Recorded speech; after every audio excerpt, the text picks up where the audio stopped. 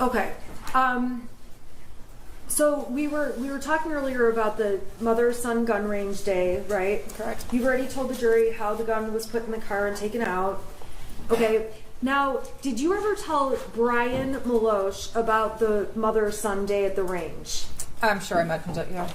Did you ever tell Brian that the gun was in your vehicle? Yes.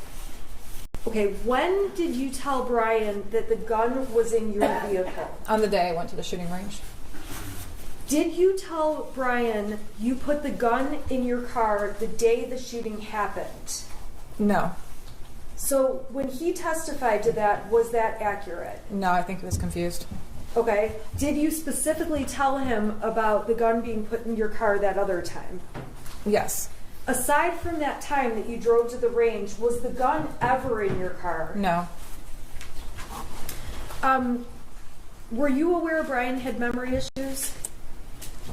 No, I was not.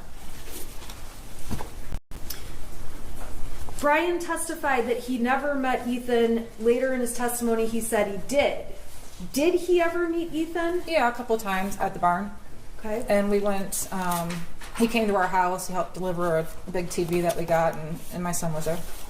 Well, did you ever tell Brian anything about your son saying things or making you upset in any way like that? No.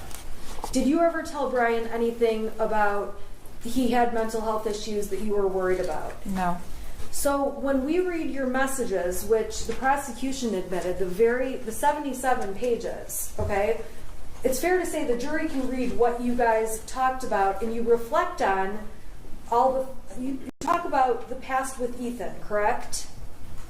Correct. Okay, so the jury can read those. We don't need to go through those. You agree? I agree. Okay. So we got to Monday. Monday is 2 days after you guys go for the Mother's Sunday at the shooting range. Monday, Miss Fine leaves you the voicemail. We talked about that already. Talked about you talking to your son about it, right? Okay, I want to go to Tuesday, the 30th. Okay? Okay. Do you remember Tuesday the 30th? I do. And that day, we saw an exhibit of you going into work. That happened? Yes. And we heard lots of testimony already about you getting a call from Sean Hopkins. Correct. He left me a voicemail and I called him back. Okay. When you called back, Mr. Hopkins testified that he sent you something. What did he send you? He sent me a copy of a math worksheet that had the scribbled out drawings on it. Okay. And I want to ask you, the night before that scribbles out drawing thing came to you, did you have any interactions with your son? Yes, we did. What were those about? I saw in Power School that he had an E in geometry, so we got in an argument again about his grades. We took his phone away and told him that he couldn't go to the shooting range until his grades were brought back up. Okay, so you guys had this argument the night before.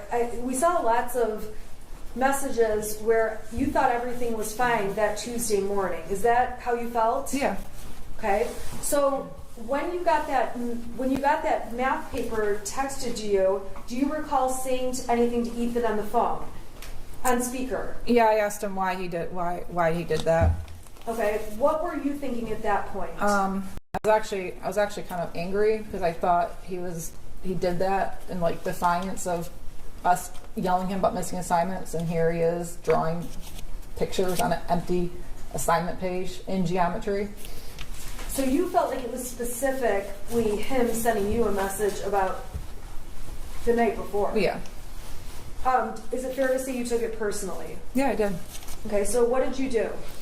I had asked Mr. Hopkins if he had the original, and then he sent it to my email, which then I opened up and looked at it, and it's like, okay. What did you think when you saw that? I was a little concerned.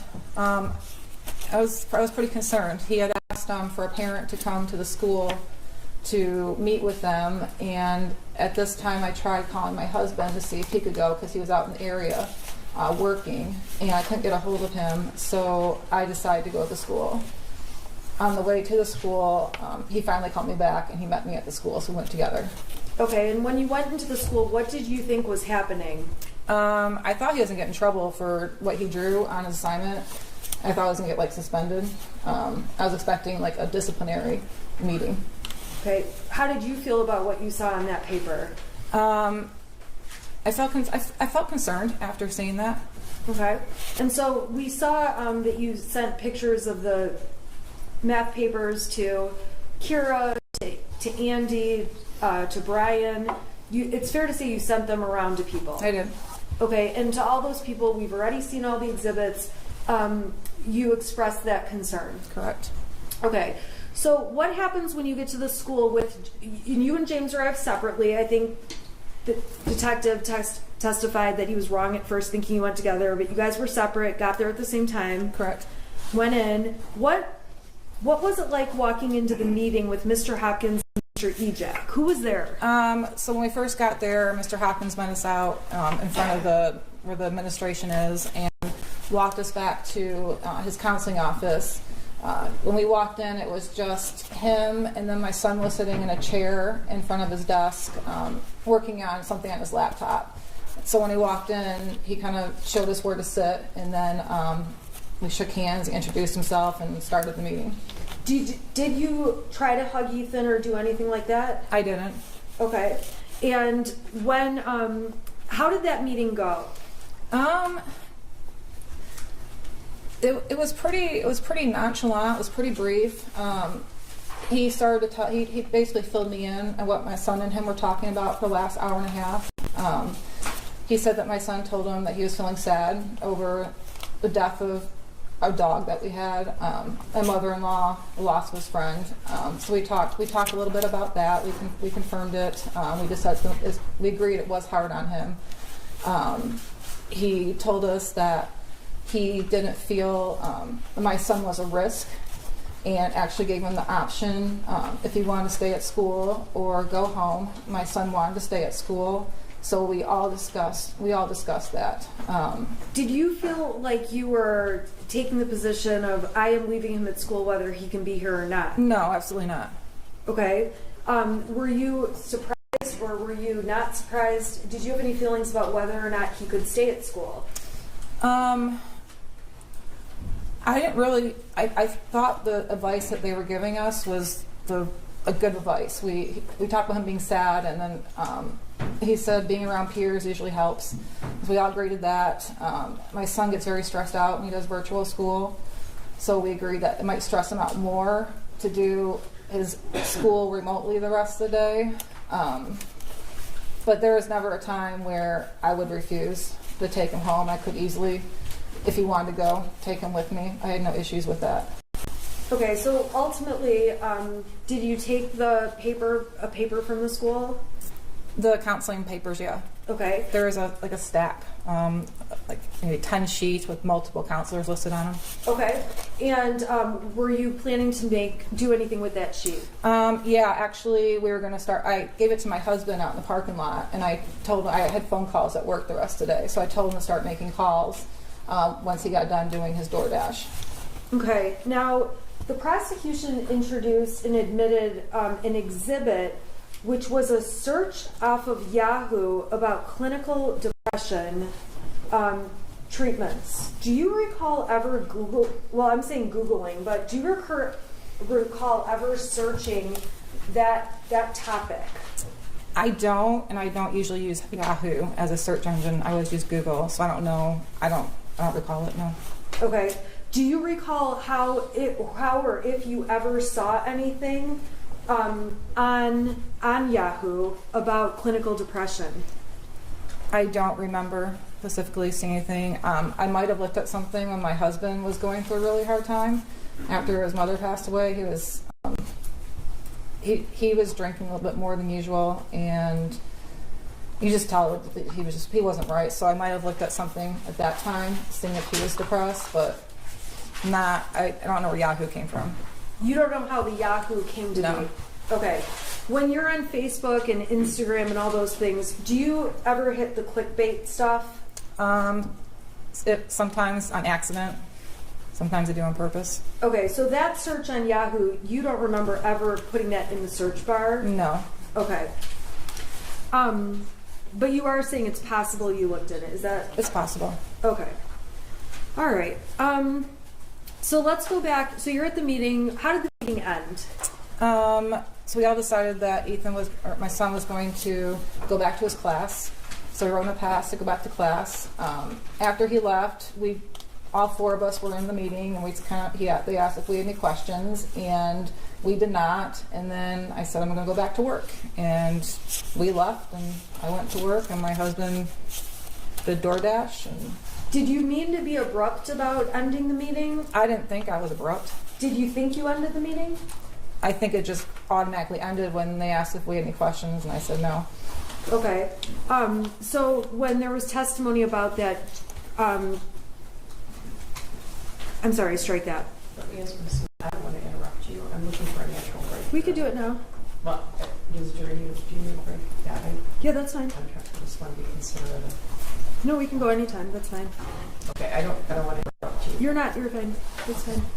So can you take a break until about 5 after 3? Second? All right, for the jury.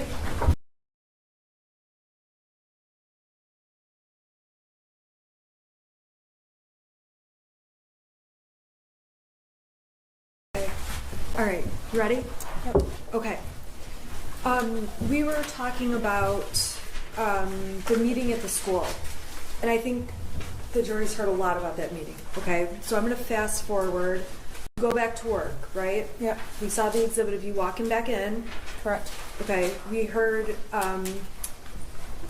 Amanda Holland testify about how she gives you some advice. Do you recall her giving you advice? I don't.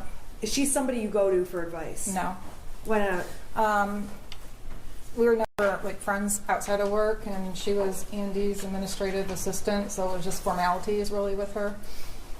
We didn't really have anything in common. Her child was real young. I had a teenager. Okay. All right, I want to go to the time where you heard there was an open shooter. The jury's already heard how you heard about that, okay? And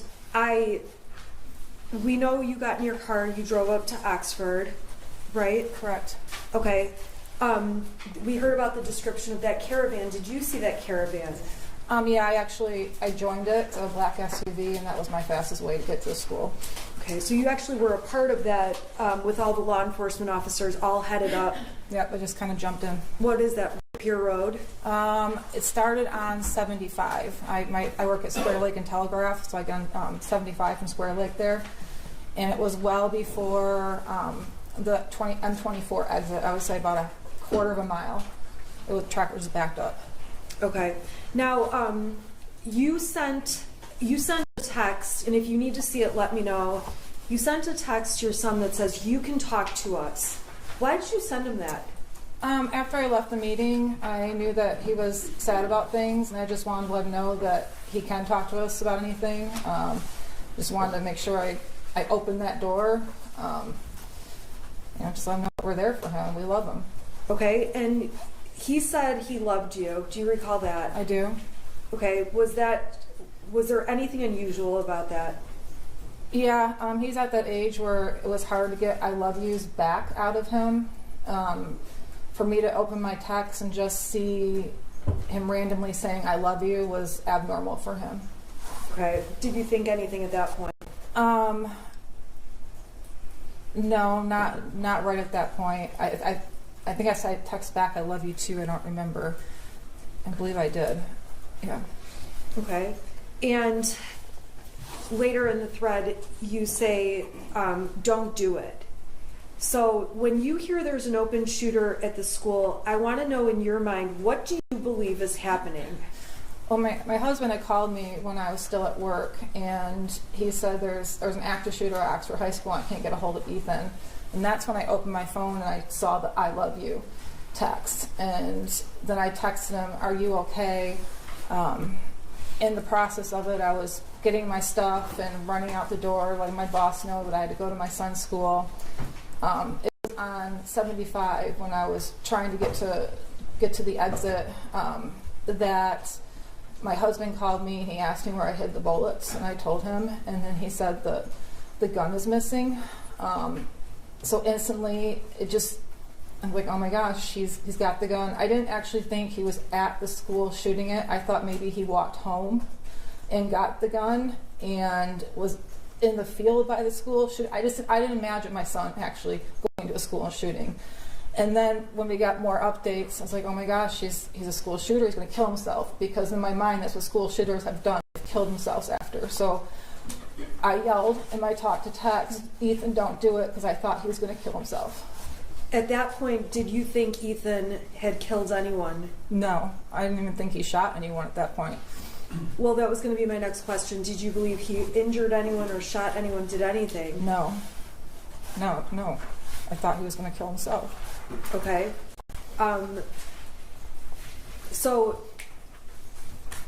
you find out the gun's missing, so you do think he's got the gun, but is going to turn it on himself. Right. Okay. So where did you, at that point you went to the substation? I think we saw the video. Yeah, my husband had called me when I got close to the house, and he said the substation just called and they want us to come down there. They have my son. And so I picked him up on the way and we drove to the substation together. When you say picked him up, picked who up? My son was in custody, basically. The substation. Right, so who did you pick I up? picked up my husband, I'm sorry. Okay, you picked up James. Okay, what was going through your mind at this point, going from picking James up to the substation? I don't know. I asked my husband, I was like, is he alive? And he said, oh no, we're going down there. I didn't really know what to think. I was kind of it was kind of hazy. It was kind of, everything was a little surreal. I still didn't believe that he actually shot anybody or was in the school. I just knew that there was gunfire. I didn't know the extent of it at all. So when you're at the substation, did you asked them about fatalities? We saw it on there. That wasn't at the subs. Oh yeah, I did. Okay, but you didn't get an answer, right? No. At that point, were you thinking that anyone was injured or that anyone was hurt? He did say there was injuries, and at that point, my mind went to, we can handle injuries. We can handle injuries. I went into kind of like go mode, like what do we have to do? My son's arrested.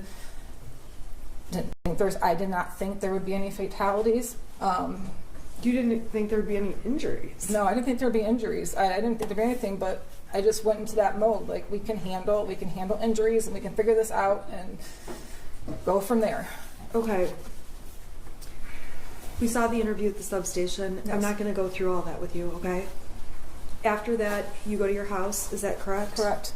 And the next thing, police are at your door. We were at the house for a minute, and we were putting some hot water on the oven, on the stove. My husband walked out back to the side of the house. I saw him walk towards the end of the driveway through my kitchen window. I was sitting in my kitchen on my phone talking to my dad, and I realized my husband was gone for a little bit longer. I didn't see him walk back, so I walked out the front door of my house. And what'd you see? There was a bunch of officers with guns drawn on me. Have you ever been in that position before? No, I have not. What did you think when that happened? I don't know. I remember just dropping my phone and putting my hands up and then being handcuffed. It all happened so fast. It was shocking. Okay, we saw you sit in the car with James with the handcuffs, right? Correct. So we don't need to go through all that. No. After that, we saw a video where you're sitting in the car and you talk to police for a long time. There's a lot of long pauses in it, right? Right. Okay. I'm not going to go through that whole video right now, okay? But if there's something you need, you can let me know. During the substation meeting, while you're with Joe Bryan, Judge, this is direct examination. I'm What asking you a happened? question. I'm just putting us in a space. I'm going to ask a non-leading question. Okay. So we all can see that you are using your phone while you are speaking to law enforcement. I want to know what you're doing on your phone. It's not leading. What were you And the doing whole on your jury can hear you constantly saying phone? object. What were you doing on your phone? I was looking. Well, first I was looking for the paper to show the officer that was sitting next to me. The first one I pulled up, I couldn't get it to zoom in, so I had to search through my emails for the other one to get that pulled up. Once I got my phone back, I'm pretty sure I was going through the massive amount of text messages and Facebook messages I was receiving from family and friends asking if my son was okay, because at this point in time nobody knew anything. I was also messaging with my my boss, who happens to be an attorney, trying to get his advice on what to do. I was on my phone, I'm not going to deny it. I was probably looking at text messages and Facebook messages and just trying to get updates on anything. Is that the same or different when you're in the back of the patrol car? What do you mean? There's a point where you're in the patrol car by yourself. Right. Okay, you've got your phone. Tell us what you're doing on your phone at that point. I know I was messaging with my dad a lot because I had dropped the phone when I was talking to him and I got arrested, so I was filling him in what was going on. I was also messaging immediate family members and close friends that my son was okay, but he was the shooter. So that's mainly what I was doing. What was your state of mind like at that time? I don't know. It was pretty numb. I didn't really believe. I had a hard time. I don't know. I was numb. I didn't really believe like everything was happening the way it was. It was surreal. My mind was in all different places.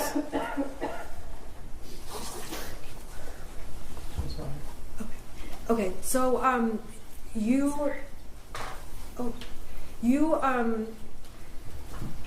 when did you find out there were fatalities? In the back of the car when I was by myself, and I asked the officer, and he told me there was 4 fatalities. That's on the video. Yes. I'm not going to ask you questions about that, okay? All I can hear is object, and it's very distracting. I would ask them to write notes or something because it's very distracting. Okay, I can't hear them, but just try and keep your voices down, please. I didn't say the word object. Okay. Okay. We're not saying object. Okay. Well, she can hear you saying something apparently. So. Okay.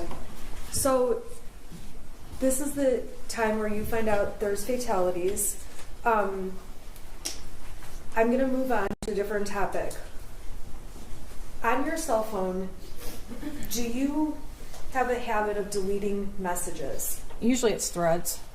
Okay, explain to the jury what you do, because go ahead and explain. Well, on Facebook, I do a lot of Facebook Marketplace, so I get a lot of messages. What's Facebook Marketplace? Where you buy and sell things. So the first main screen of my phone will get clogged up with Marketplace messages, so I'll just delete threads so my main people come up that I talk to on a regular basis. If that starts getting full, I delete those threads too. Same thing with text messages. I delete threads until the main people I talk to are up on the main screen, so I don't have to scroll down to find them. Okay, so is that a habit that you started that day, that month? When did you start doing this deleting texts thing? Pretty much when I got a cell phone. I've always done that. Okay. Did you go out of your way, in this case, to delete like certain messages? Not intentionally, no. And so when there's a message they say you deleted that indicates the gun was locked, do you recall deleting that message? No, I completely forgot I sent that message. Or unsending it, I'm sorry. No, I don't remember. Okay, there's another message that is unsent talking about we did everything right, that kind of thing. Do you recall unsending that message? No. Okay. So when law enforcement got found that there was a lot of deleted content, does that surprise you in any way? No.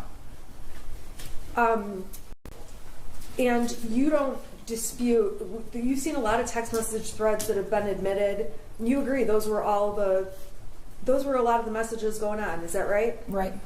And a lot of those are what were deleted. Correct. Okay. So after you're interviewed, there was a point where the police tell you and James you guys need to leave the house. Is that right? Yes. Where did you guys go? We went up to the first time we ended up going to the Holiday Inn Express and sitting in the parking lot trying to figure out what was going on, waiting for them to call us. Was there a point you had to go back to the house? Yes, they called us to come back to the house. Did you know why you're going back? They told us that the search was over and they just wanted us to come back to the house. Okay, so when you got back to the house, what happened? We went into the house and then the detective asked for our cell phones. And were you reluctant about giving over your cell phone? Yes, I was. Okay, why is that? Sounds bad, but my life is in my cell phone, my contacts are in my cell phone, everything I need is in my cell phone. I don't memorize phone numbers, I have an emergency going on, and they're taking my only means of contact away from me. Okay, there was a suggestion to go get burner phones or track phones, prepaid phones. Correct. Did you do that? Yes, we did. Okay, so there was evidence, you went to Walmart in Lapeer, does that sound right? Yep. And we saw the receipts. There's been a lot of text messages about threats. Tell the jury about what you were receiving. We were receiving so many threats on let me back up. On our new track phones, in my Facebook Messenger, there was a ton of threats. I wasn't getting text threats on my new track phone because I had my number, but my Facebook Messenger was blowing up with threats. Once I got into my email account, that was blowing up with threats. People found my realtor.com profile that I hadn't had for years and were sending me messages for that. I had people sending me screenshots of text threats they found that I didn't know about. How were you feeling at this point? I was feeling pretty scared. Okay, scared of what? Well, scared that somebody might hurt us. Okay. At that point, did you ever go back home? This is the first time, right? I'm talking after you bought the track. Oh, phones. no, we went to the hotel in Lapeer. Okay. So you go to the hotel in Lapeer, and then how long did you stay there? Just one night. Okay, so that was the night of The 30th. the 30th. Okay. What did you do on the 1st? We woke up. I knew I had to make arrangements. I had a senior dog and 2 cats still at the house. I didn't know what to do with. My neighbor was sending me updates, letting me know that there was still media around my house, that my house had multiple random pizza deliveries that people were calling in. So I had to get dog food for our dog, and I met her at the actually in the church parking lot behind Red Naps that afternoon to give her the food. Okay, and I believe that we've heard about that and saw the GPS stuff. Did you go to any banks? Not on that day. Okay, did you go anytime that week? Yes. All right, why were you going to banks? When all this unfolded and we found out that it was my son that was a shooter, I get a lot of advice from my dad. My dad's been involved in some civil suits before. He told me that there's probably going to be a lot of lawsuits and they're going to try to take your assets. And I didn't really have any assets. The bank owned my house, the bank owned my cars, and all I had was the cash in my bank. And he said they could freeze your account. So I went and withdrew money from my account. My dad also deposited extra money in my account during that time to give to us, help us retain a lawyer, which I withdrew as well. Okay, so you withdrew that money. Did you withdraw anything from an account that had Ethan's name on it? We transferred money from that savings account to our account. Okay, explain that account. I know it says Ethan's name on it. Is anyone else listed on the account? No, it's a Simply Kids savings account through Flagstar Bank. So he opened it with $200. I don't think he really had any more than $100 left after things he wanted to buy, but I transfer money from my check into that account, so we kind of use it as a savings account too. Okay, so did you leave any money in that account? If we did, it was very little. Okay. So on December 1st, we heard testimony already that your son was charged. You watched online. Is that accurate? Correct. Okay. We heard on the 1st, did you guys stay at the hotel in Lapeer or did you go somewhere else? No, we went to the extended stay in Auburn Hills. Okay, why is that? Probably for the cheapest rates, and it was a decent hotel, not any other reason why. Okay, so how long did you end up staying at the extended stay in Auburn Hills? We ended up staying there for 2 days. Okay, and then we've heard testimony that charges were going to be announced at some point. Did you know when charges would be announced? No, I was kind of following the news articles, trying to get updates. My cousin was sending me a lot of texts, saying, I think they're going to charge you too. We didn't think I would get charged. Maybe my husband, because the gun was in his name. So we had an awareness of it, but I don't think it really actually set in that it was going to happen until it did. Okay. So we heard testimony that on December 3rd, you end up at an art studio. Explain to us what was the hotel? Extended stay in Auburn Hills. Correct. Okay. Tell us all where you went. How do you get from that hotel to the art studio in Detroit and why? Give us the rundown. So we ended up going to Owasso to get our normal cell phones. We couldn't shut down accounts. Why couldn't you shut down accounts? Because of the two-factor authentication. So I was sending a text message to my old phone number I didn't have. So I had my employer yelling at me to shut down my LinkedIn account, my Instagram account, because I had my employer's name all over it. So we had to get our cell phones with our old numbers on it to get that back. Were you trying to deactivate Facebook and stuff too? I was trying. Well, I already deactivated Facebook. My husband deactivate his Facebook. I had to deactivate LinkedIn and Instagram, and I couldn't get into my email on my burner phone because of that two-factor authentication code thing. Okay, so you guys went to Owasso and Yes. got what? We got regular cell phones with our old numbers on it. Okay. Then what? Then it's when Andre, my friend, called. Is there any reason you went to Owasso to get those phones? Yeah, we didn't feel safe in the local area. Okay, so you drove like the hour they tested. Okay. All right, so then what? So my friend Andre, who owns the art studio, called and was checking in to see how we were doing, and he wanted to stop by our hotel. It was the night of the 2nd. So he actually came to our hotel that night, and he invited us to come to his art studio the next day just to be around a friend, he wanted to buy us sandwiches, he wanted to show us art studio. He was just a really nice guy that was just offering a friendship during that time when we didn't know what was going on. So that's how we ended up going to the art studio. Okay, how did you get to the art studio? I drove. Okay, drove what? I drove my car, and with my husband left our other car at the hotel. Okay, so we've heard about how one car is like left at this hotel. That's because you guys went together to Correct. Detroit. Correct. Okay. Did you know you were going to get charged at that point? We had heard they might announce charges sometime that day. Okay, but I want to know, did you know you were definitely being charged at that point? Oh, no. Okay, so tell us what happened when you got to the art studio. I think we saw him show you where to park. Is that what happened? Yeah. Why did you park where you parked? I was parking close to the dumpster, and he told me to move away from the dumpster because people like to throw stuff out there. So I moved. He showed me where to park. So I wasn't taking anybody's parking space or blocking the dumpster or any of that. Okay, so then what did you guys do that day? He showed us around the building, and then we went to the art studio. Andre had a business meeting, I think at 11 o'clock that day, and so he left the building for a little bit. He came back after charges were announced. So he came back when we found out we were getting charged. He brought sandwiches back. At that point in time, how were you feeling at that point when you found out you're getting charged? just freaked out. I've never been charged anything in my life. Okay, so you've never been charged with a crime like this? Like this, correct. Okay, of this magnitude? Correct. All right.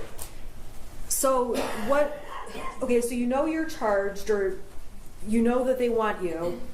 What was your plan at that point?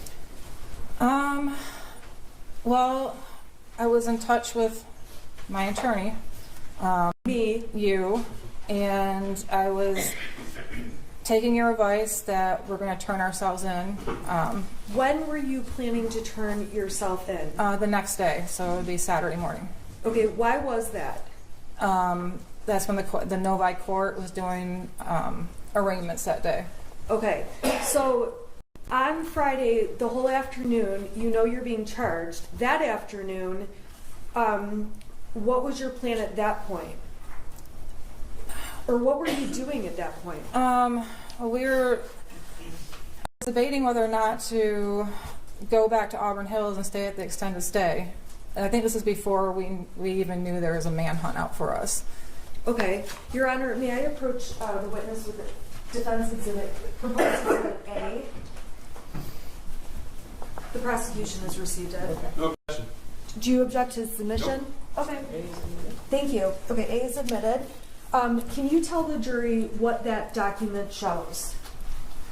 It's a Priceline.com travel itinerary, your trip from December 1st.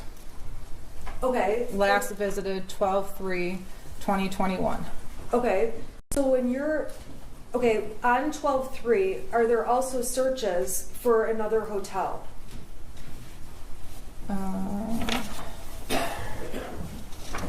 I think so.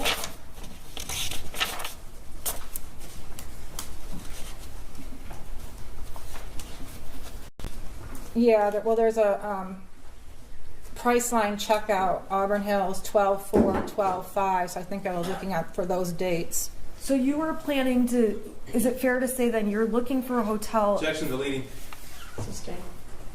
All right, so that exhibit, what does it tell you about your plans for 4/4 to 4/5? To be in Auburn Hills, extended stay. Okay. What is Priceline? It's an app where you can get last minute hotel deals. Do you agree these are your searches? Yeah, I'm always on Priceline. Okay.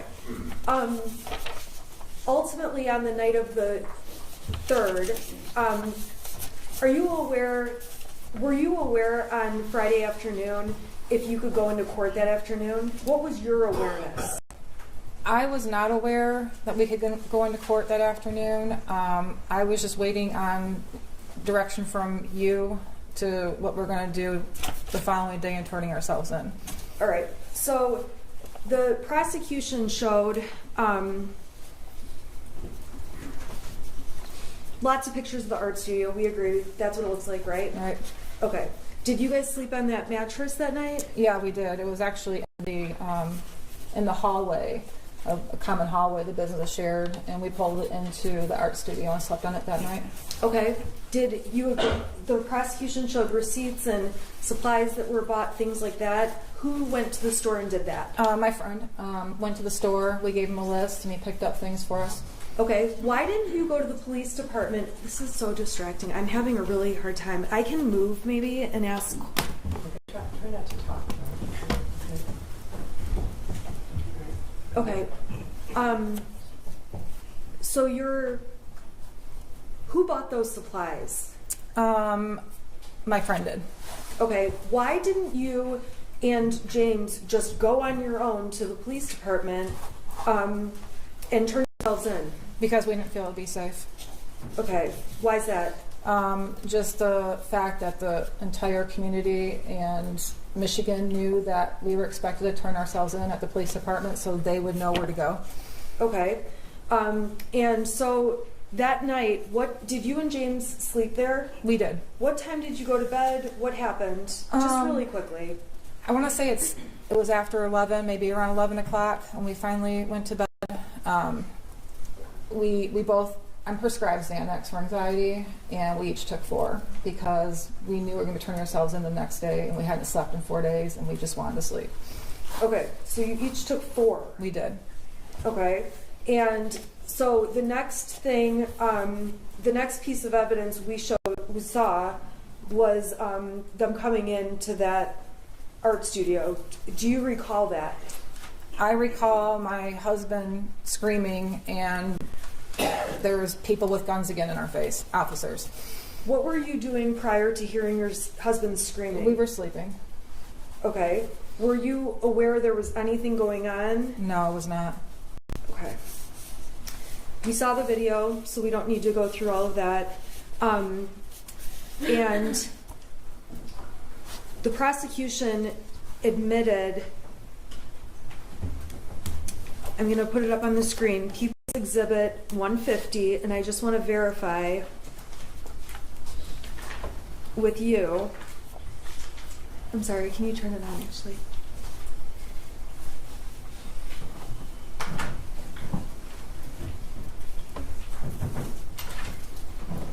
Okay, do you see it on your screen? I do.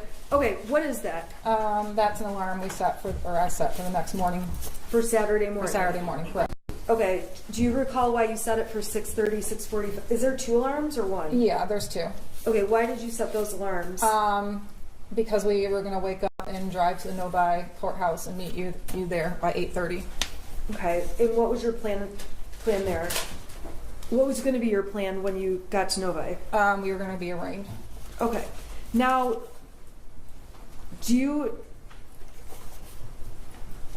there was Everything's still evidence, up. oh, whoops. There was evidence that your purse and belongings were found in totes there. Do you remember seeing all those pictures? I do.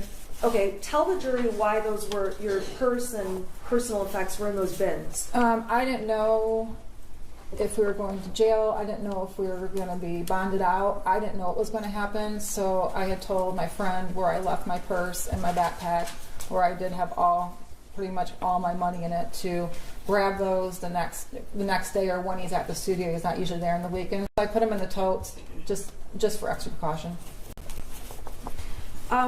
In some of the messages the prosecution admitted, you say that you failed as a parent. Are you a failure as a parent? I don't think I'm a failure as a parent, but at that time, I guess I didn't see, I felt bad that Ethan was sad at those things, and I guess I don't know, I just felt like I failed somewhere. I don't really know how to describe it. It's just that point in time, I just kind of felt like somewhere I failed. Do you believe there was anything, do you believe that you knew or had reason to know your son was a danger to anyone else? No. As a parent, you spend your whole life trying to protect your child from other dangers. You never would think you have to protect your child from harming somebody else. That's what blew my mind. That was the hardest thing I had to stomach, is that my child harmed and killed other people. Do you believe there were things you were thinking at the time, I should do this, but I'm not doing it? Do you look back and think that?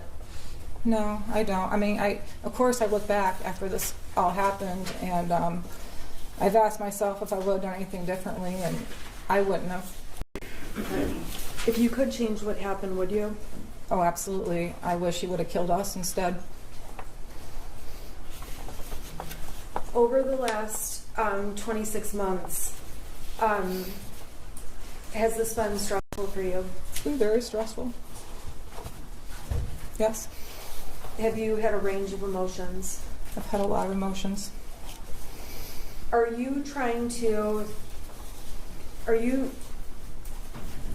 Do you believe you are the victim here?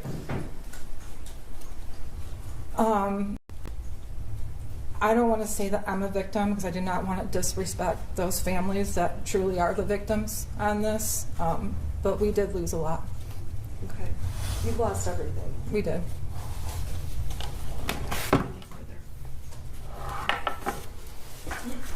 right, I'm gonna have you come back tomorrow morning at 8:30 in the morning. All right, Mr. Moses,